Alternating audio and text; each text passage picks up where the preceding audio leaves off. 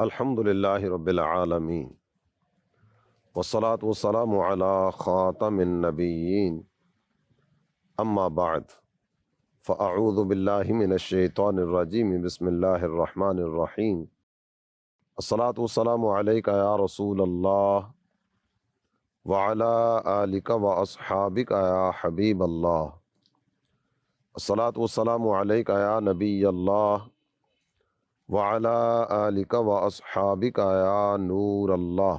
میرے پیارے اسلامی بھائی اور مدنی چینل کے ناظرین، پروگرام نصیحت بری باتیں کے ساتھ ایک دفعہ پھر آپ کی خدمت میں حاضر ہیں۔ آئیے آج کے موضوع کی طرف بڑھنے سے پہلے نبی الانبیاء، تاجدار ارض و سما، حبیب کبریا، مکی مدنی مصطفیٰ صلی اللہ تعالی علیہ وآلہ وسلم کی بارگاہ بے کس پناہ میں درود و سلام کے نذرانے پیش کرنے کے تعلق سے ایک حدیث مبارکہ سننے کی سعادت حاصل کریں۔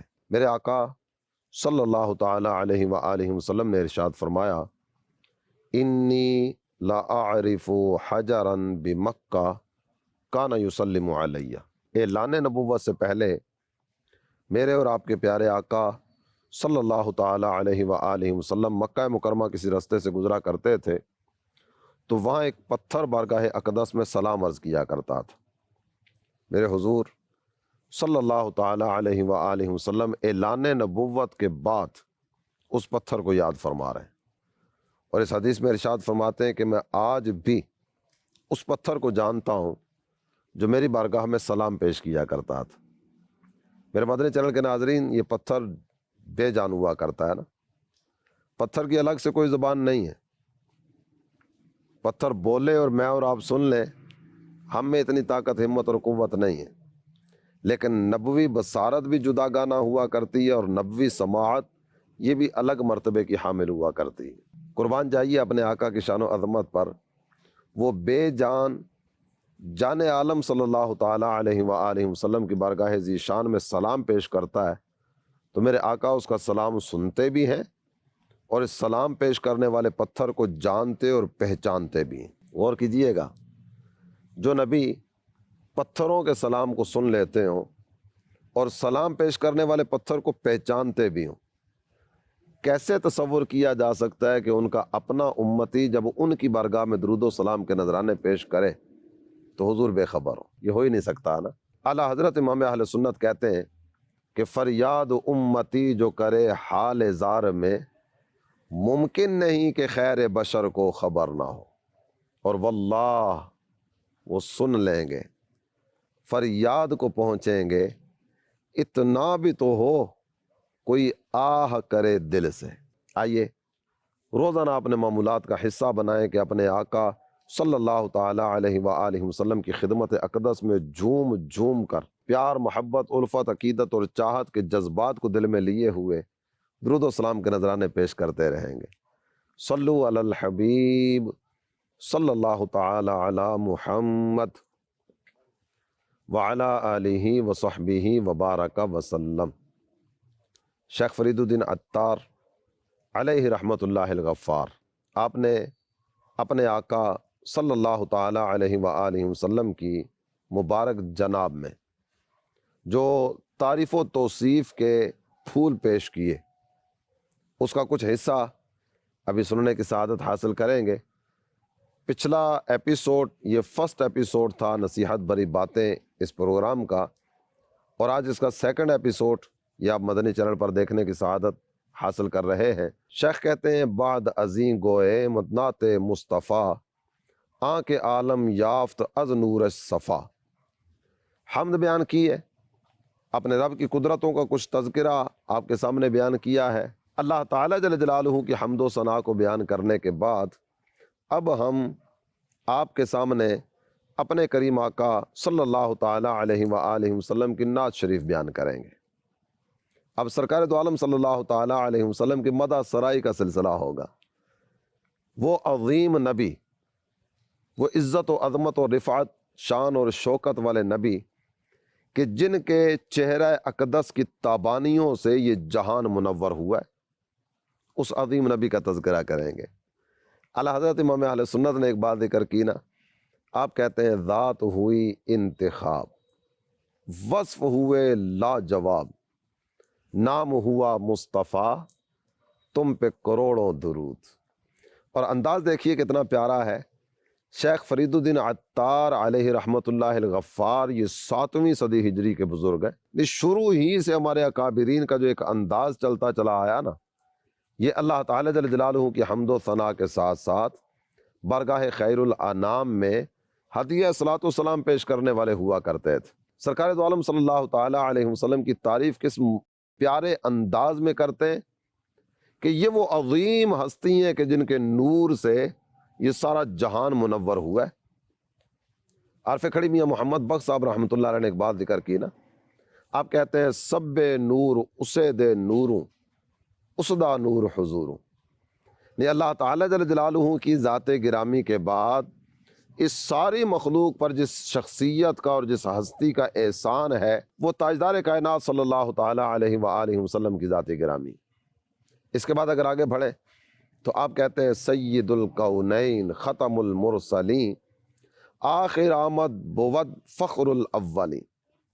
نہیں ایک ہی شعر میں سرکار دو عالم صلی اللہ تعالیٰ علیہ وآلہ وسلم کے کئی ایک اوصاف کا تذکرہ آپ نے کیا ہے۔ پہلی بات ذکر فرمائیے کہ ہمارے آقا صلی اللہ تعالیٰ علیہ وآلہ وسلم سید الکونین ہیں، دونوں جہانوں کے سردار ہیں اور رسولوں کے خاتم۔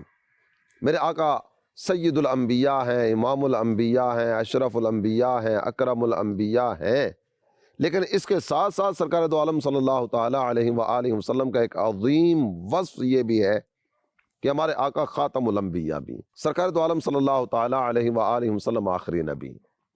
جب دو چیزیں ذکر فرمائی گئی نا، سرکار کا سید الکونین ہونا اور صاحب قصیدہ بردہ کی بارگاہ کی طرف اگر آپ کو لے کے چلوں تو علامہ بصیری رحمۃ اللہ علیہ کہتے ہیں محمد سید الکونین والثقلین والفریقین من عرب ومن عجم۔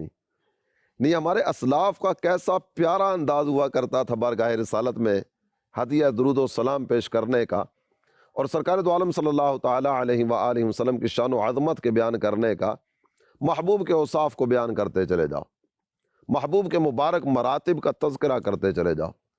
اور سچی بات یہ ہے اپنے آقا کی بات کریں گے نا تو اپنی بات بھی بنتی چلی جائے گی۔ میری بات بن گئی ہے تیری بات کرتے کرتے، تو سرکار کا ذکر خیر جاری رہے گا تو انشاءاللہ الکریم اپنی بات بھی بنتی چلی جائے گی۔ تو پہلا وصف ذکر کیا گیا کہ میرے آقا سید الکونین ہے، اور اس کے بعد اگلی بات ذکر فرمائی گئی یہ تو ختم المرسلین ہے، اگرچہ آنے کے اعتبار سے سب کے بعد میں آئے لیکن اولین آخرین کا فخر میرے اور آپ کے آقا کی ذات گرامی۔ اعلیٰ حضرت امام اہل سنت کی ایک ربائی کی طرف توجہ جا رہی ہے، وہ ربائی آپ کی سماعتوں کی نظر کرتا چلوں۔ آپ کہتے ہیں آتے رہے انبیاء کما قیل لہم، جس طرح اللہ تعالیٰ جل جلالہ کی طرف سے حکم ملا باری باری سارے کے سارے انبیاء دنیا میں تشریف فرما ہوتے رہے، آتے رہے انبیاء کما قیل لہم والخاتم حقکم، کہ خاتم ہوئے تم۔ انبیاء کو جیسے کہا گیا ویسے انبیاء دنیا میں تشریف فرما ہوتے رہے، لیکن میرے پیارے آقا صلی اللہ تعالی علیہ وآلہ وسلم، اللہ تعالیٰ جل جلالہ نے آپ کے مقدر میں ختم نبوت کا تاج رکھا تھا۔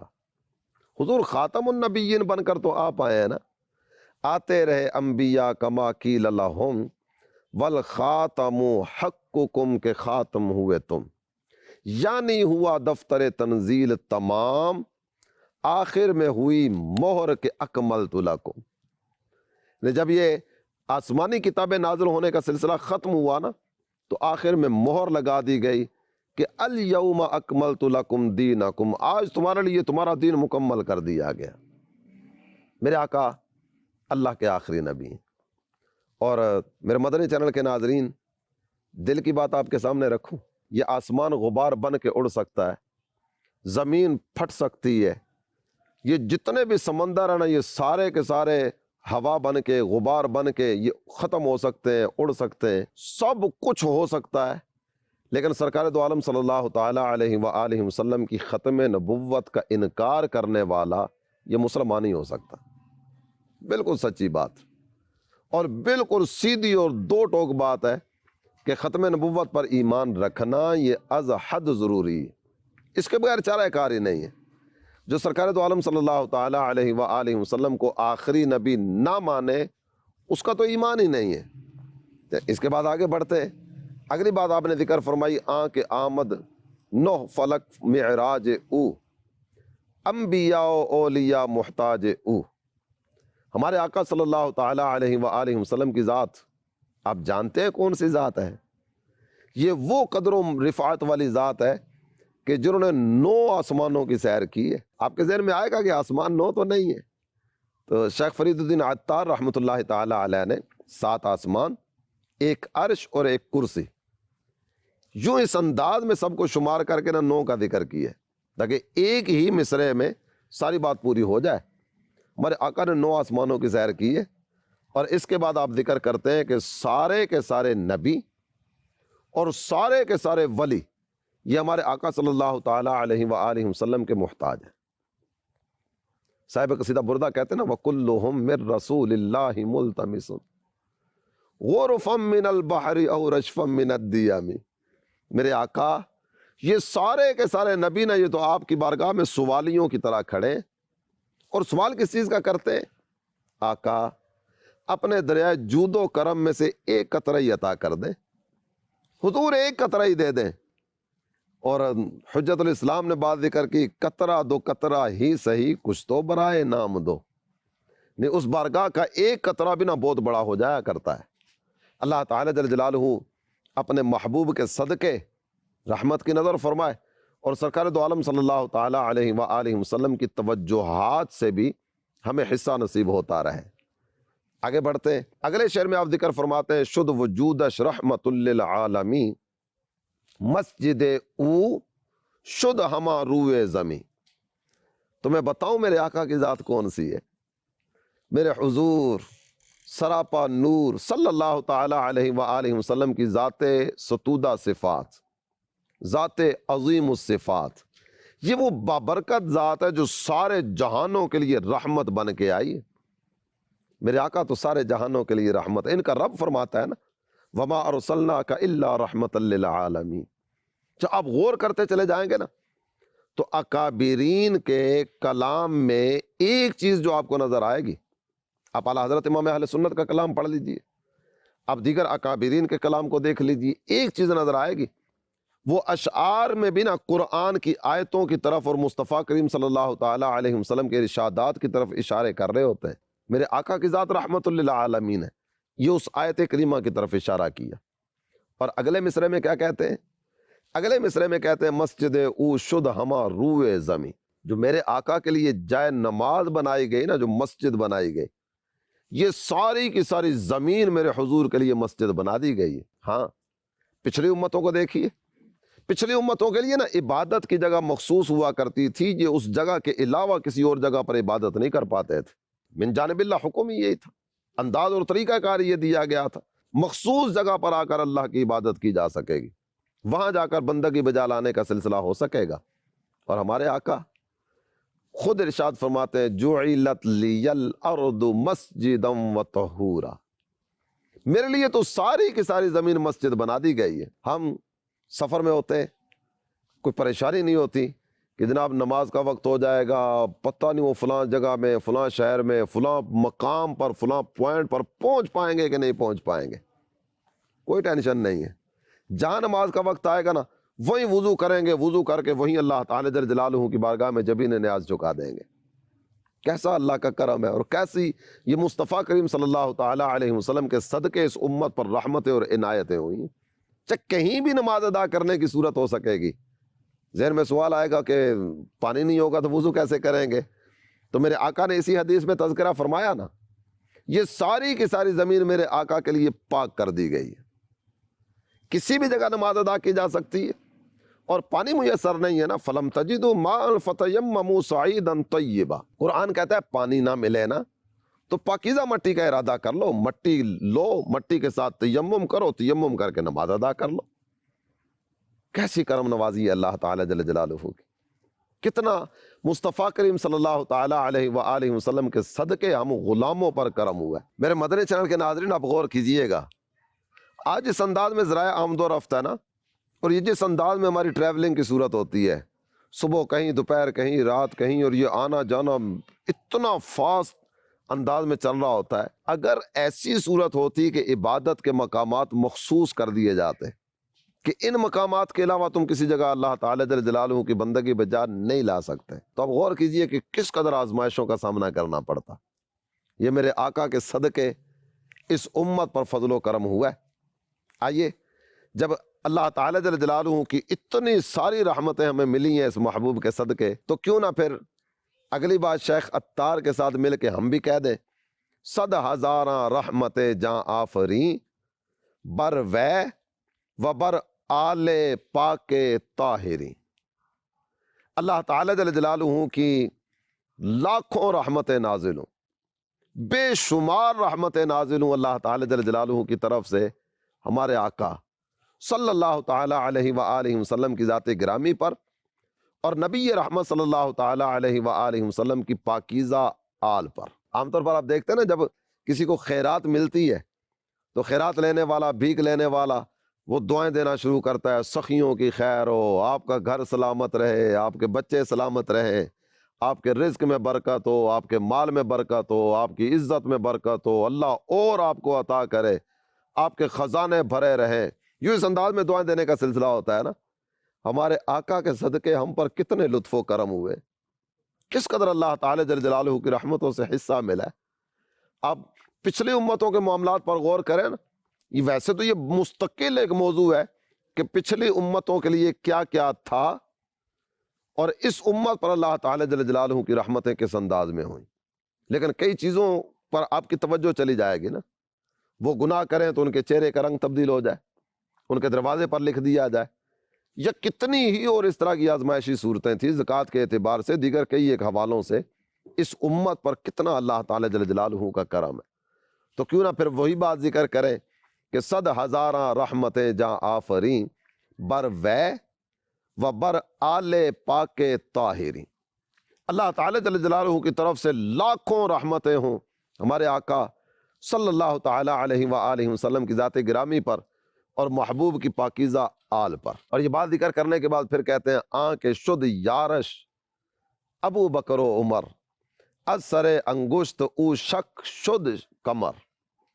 ایک معجزے کا ذکر بھی کیا، اور ساتھ ہی نا نبی پاک صلی اللہ تعالی علیہ وآلہ وسلم کا قرب خاص پانے والی شخصیات کا تذکرہ بھی کیا. لوگوں جانتے ہو میرے آقا کون ہے؟ میرے آقا وہ عظیم ذات ہیں، وہ عزت و عظمت والی عظیم شخصیت ہیں جن کے ایک اشارے پر چاند دو ٹکڑے ہو گیا تھا. کافر مطالبہ لے کر آئے تھے نا محبوب کی بارگاہ میں. تقاضا کیا تھا کہ آپ یہ چاند کے دو ٹکڑے کر دینا، مان لیں گے آپ اللہ کے نبی ہیں. میرے آقا نے انگلی کا اشارہ کیا، چاند دو ٹکڑے ہو کر قربان ہو گیا. تو شیخ عطار کہتے ہیں کہ وہ رسول، وہ عزت و عظمت والے رسول کہ جن کی صحبت سے فیض یاب ہونے والی شخصیات میں حضرت ابو بکر بھی ہیں، حضرت عمر بھی. اس کے بعد کہتے ہیں، آنکھ یک اورا رفیق غار بوت واں دیگر لشکر کشے ابرار بوت. میں تھوڑا سا تذکرہ ان دونوں کا آپ کے سامنے کر دوں.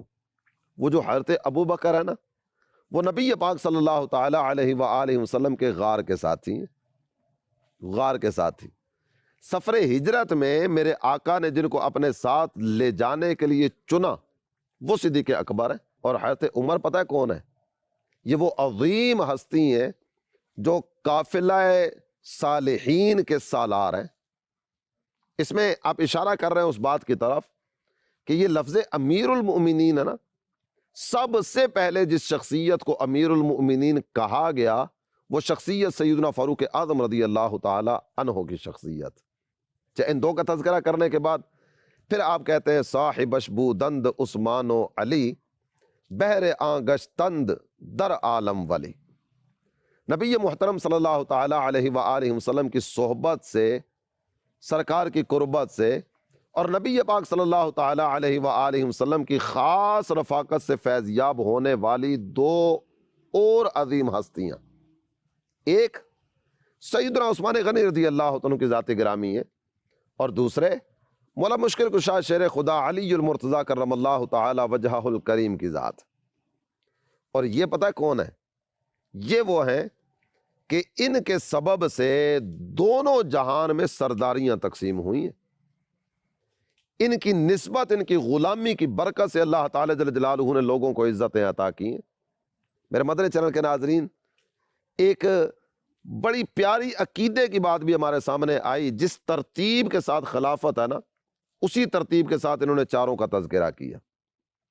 اور یہ بھی آپ کو بتاتا چلوں، جو ترتیب خلافت ہے وہی ترتیب افضلیت۔ پہلے خلیفہ سب سے افضل ہے، دوسرے خلیفہ ان کے بعد ساری امت سے افضل ہے، تیسرے خلیفہ ان دو کے بعد سب سے افضل ہے، اور مولا مشکل کشا شیر خدا کرم اللہ تعالی وجہہ الکریم ان کے بعد افضل ترین شخصیت۔ اس کا آپ نے یوں کچھ اشعار کی صورت میں ترتیب کو جو ملحوظ رکھا تو اس میں اپنے اس عقیدے اور اپنی اس سوچ اور اپنے اس ذہن اور اپنے اس نظریے کا آپ نے بیان بھی فرمایا۔ پھر اس کے بعد آپ ذکر کرتے ہیں آن یکے کانے حیاء حلم بود وہاں دیگر باب مدینہ علم بود۔ ان میں سے جو ایک ہے نا، یعنی حضرت عثمان غنی رضی اللہ تعالیٰ عنہ، آپ حیاء اور بردباری کی کان ہے، اور جو دوسرے ہیں وہ پتہ ہے کون ہے؟ وہ تو باب مدینۃ العلم ہے، شہر علم کا دروازہ۔ یہ بات ذکر کرنے کے بعد آپ نے سرکار دو عالم صلی اللہ تعالی علیہ وسلم کے چچاؤں کا تذکرہ کیا۔ آن رسول حق کے خیر الناس بود ام پاکش حمزہ و عباس بود۔ ہمارے آقا تو ساری انسانیت میں سب سے افضل و اعلیٰ ہے نا۔ میرے محبوب کے جو چچا ہے نا، حضرت حمزہ اور حضرت عباس رضی اللہ تعالی عنہما، یہ بھی بڑی جلیل القدر ہستیاں تھیں۔ اور یہ سب کا تذکرہ کرنے کے بعد بات ختم پتہ ہے کہاں کی ہے؟ آپ کہتے ہیں ہر دم از ماہ صد درود و صد سلام بر رسول و آل و اصحابش تمام۔ میں گفتگو یہاں لا کے ختم کروں گا کہ ہماری طرف سے ہمارے آقا صلی اللہ تعالی علیہ وآلہ وسلم کی بارگاہ ناز میں 100 درود اور 100 سلام، یعنی بے شمار درود اور بے شمار سلام ہو سرکار کی بارگاہ میں، محبوب صلی اللہ تعالی علیہ وآلہ وسلم کی آل کی خدمت میں، اور سرکار کے سارے اصحاب کی خدمت میں۔ اللہ تعالیٰ یہی عقیدت والا انداز ہماری طرف سے بھی قبول فرمائے۔ سرکار کی بارگاہ میں، محبوب کی مبارک اور نورانی آل کی خدمت میں، اور سرکار کے سارے صحابہ کی خدمت میں ہماری طرف سے ڈھیروں ڈھیر سلام عطا فرمائے، اور اپنی رحمتوں سے فیضیابی کی صورتیں فرماتا رہے۔ آمین بجاہ النبی الامین صلی اللہ تعالی علیہ وآلہ وسلم۔